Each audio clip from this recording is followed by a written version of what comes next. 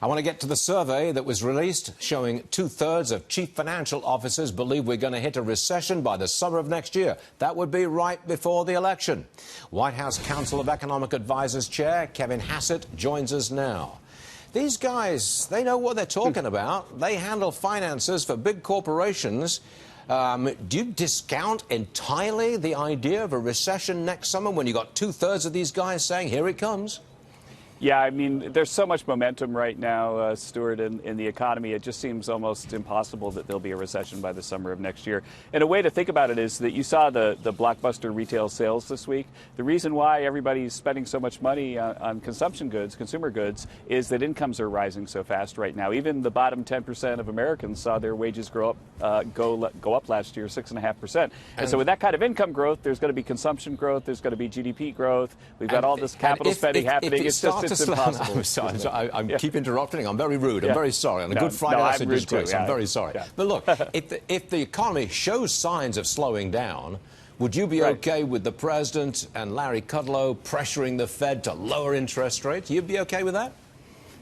You know, everybody wants to know what the president thinks about things, and you know, my job at CEA is to respect the independence of the Fed and not to give them advice. But I think the president's opinion is what his supporters want to hear, and so I don't think it's disrespectful to the Fed or disrespecting their independence for the president to express his opinion. Okay. Yeah. The USMCA, that's the replacement for NAFTA, as you know, it's already been prepared. But my question is a very big deal. This is probably one of the biggest of the trade deals that we've got going here. Now, look, it has to pass the House. Right. And the question is, will Nancy Pelosi, Speaker Pelosi, will she bring it to a vote? Odds are she might not, you know. Well, it's possible that she would make that bad choice, but I think that, you know, the ITC put out a report about the trade bill yesterday, and it was a blockbuster report. You know, one way to put it in perspective is that their positive benefit from the trade deal that they estimated in yesterday's report was about double the cumulative effect of all the trade deals back to 1984 by their own estimates. So this is by far, according to the ITC, the best trade deal ever. Yes, and so of course Congress needs to pass it. And I think it would have broad bipartisan support. If it gets to the floor, it's going to get a gazillion votes. You think it will get Democrat support? Because, yes, of course. Because once you put it on the table in the House, you can't amend it. You can't change it. It's as is. And I presume that the Democrats are they don't want to give President Trump any win whatsoever. And passage of USMCA would be a win.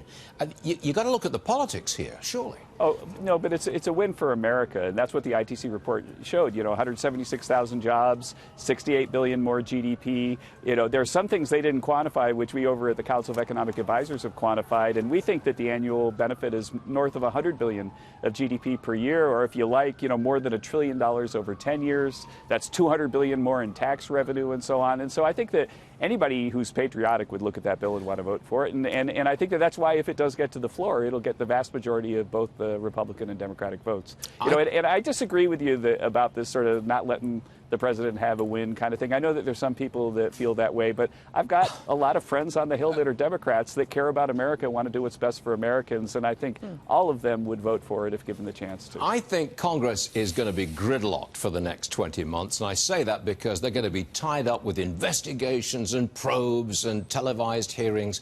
They don't want to do anything. That's gridlock. Surely that will stand in the way of you doing anything on the economy through Congress. Well, I mean, I think that's one view, but I think that when there's something that's such a clear win for America, which the ITC report here clearly showed yesterday, that you can get bipartisan support for things. And think about the huge success we had with prison reform last year, which nobody expected. You know, that happened because, you know, we put together a coalition of people that wanted to help folks leave in prison, reconnect to society, and do so, you know, more effectively. And so we passed a prison reform bill that I think is fantastic. And so I think that there are moments in time when something is so obviously a good idea that it can make it through even this broken Congress. And I think the USMCA is going to be one of those things. You know, you can bring me back a year from now and then, you know, hold me accountable for that statement. But I'll bet you, Stuart, that it passes. It's just too good a deal. One of the vices I do not have is gambling, so I'm not going to take your bet.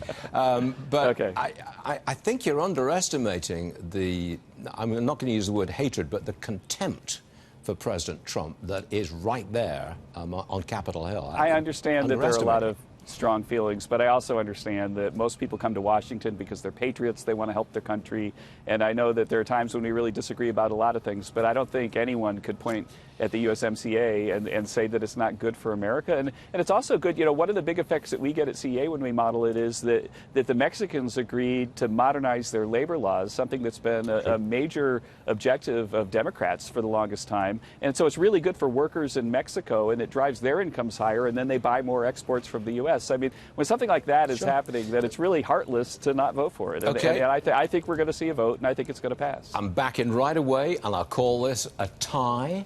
And you and I will debate it again when there's a vote on the floor of the House, and we'll see how it goes. Kevin? All right, thanks, Stuart. I hope you have wonderful holidays this weekend, Yeah, you too. and thanks for being with us, sir. Appreciate it. Thanks.